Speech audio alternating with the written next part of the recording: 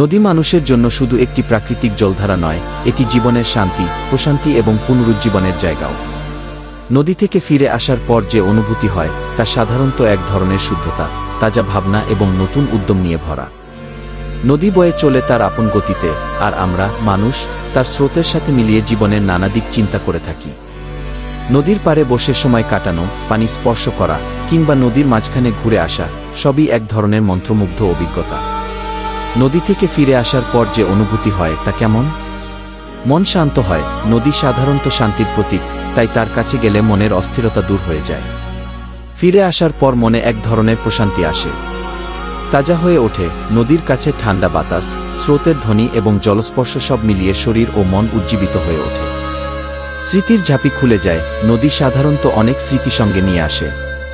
পুরনো দিনের কথা মনে পড়ে, হয়তো নিজের ছোটবেলার সেই সোনালী মুহূর্তগুলো। প্রকৃতির মাঝে হারিয়ে যাওয়া, নদী পাড়ে গেলে প্রকৃতির কাছে চলে যাওয়া, সবুজ বৃক্ষরাজি, পাখির ডাক, স্রোতের শব্দ, সবকিছু যেন জীবনের ভারসাম্য প্রতিষ্ঠিত করে। তুমি যখন নদী থেকে ফিরে আসো, সাধারণত তুমি নতুন কিছু ভাবনা নিয়ে বাড়ি ফিরে আসো। হয়তো একটি গল্প বা কবিতা কিংবা কিছু গভীর চিন্তা মাথায় চলে আসে। নদী তার সৌন্দর্য এবং নীরবতা দিয়ে এমন এক শক্তি দেয় যা জীবনের গতিপথ বদলে দিতে পারে। সাভার ধলেশ্বরী নদী বাংলাদেশের একটি গুরুত্বপূর্ণ নদী, যা সাভার উপজেলা সহ ঢাকা জেলার পশ্চিমাঞ্চলে প্রবাহিত। ধলেশ্বরী নদী, যেটি গঙ্গা নদী, পদ্মা থেকে উৎপত্তি নিয়েছে, সাভার অঞ্চল এবং